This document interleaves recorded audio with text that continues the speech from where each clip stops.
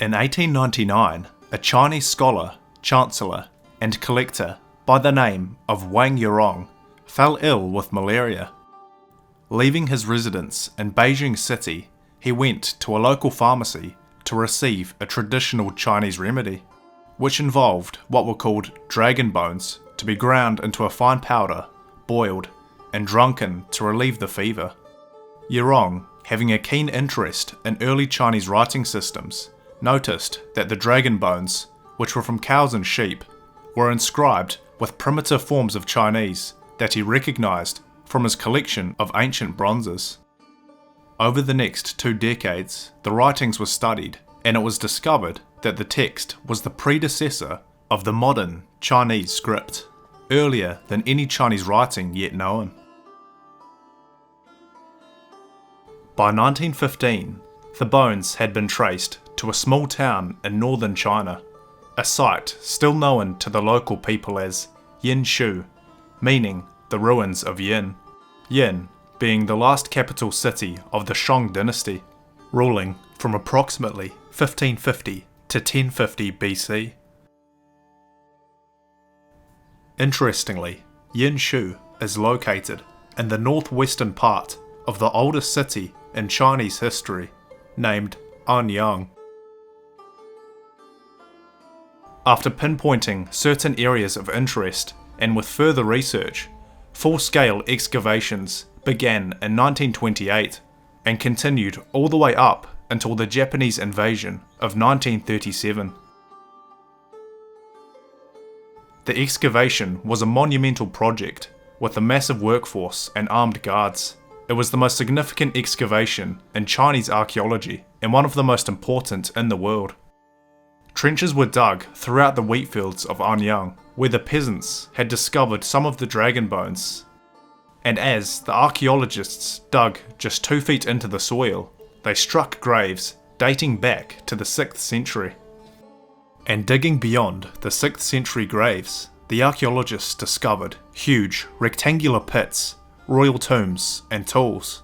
The remains in the royal tombs had been plundered a long time ago, but inside they found wine, containers, clan symbols, bells, and weapons, all of which showed incredible detail and technical skill.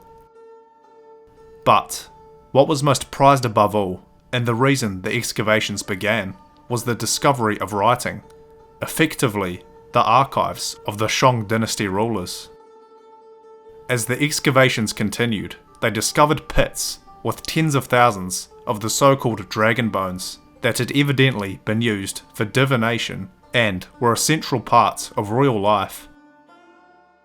It was discovered that the dragon bones, later termed oracle bones, were ritualistically used by the royal family of the early Shang dynasty. So, how were the oracle bones used? The process began by inscribing questions on turtle shells and the bones of sheep and cows, usually the shoulder blade. Once the questions were inscribed, the bones were inserted with a hot metal rod to make fine cracks. The amount of fissures and cracks, as well as their shape and position, were interpreted to receive answers from their gods and predict the future. However, making these divinations were exclusive to the Shang dynasty kings. A designated scribe would make the inscription, and the Shang ruler would interpret the result. What the thousands of discovered oracle bones did was allow historians to piece together a complete chronology for 17 generations of Shang dynasty kings, and they helped reveal that the dynasty lasted from 1553 to 1045 BC. But what questions did this Bronze Age Chinese society actually ask through these oracle bones? The majority of questions asked were about the royal lineage, the king's family, military campaigns, travel, illness, farming, and human sacrifice. The questions asked on these oracle bones could range from the mundane to the complex. For example, one simply translates to, "Today, will it rain?" Another asked if the Shang dynasty king will have misfortune in the next 10 days. Another, more spiritual bone asks, "There is a sick tooth. Is it not Father Yi who is calling it?"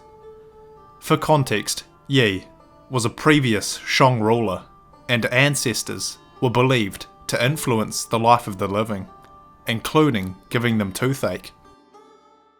Also, through these oracle bones, historians can identify when many cities were built, how people lived, the dynamics of trade and marriage, among many other things. And although only about 2,000 of the 4,500 different characters used on the oracle bones can be traced to modern equivalents, enough is known to grasp a good understanding of ancient Chinese society.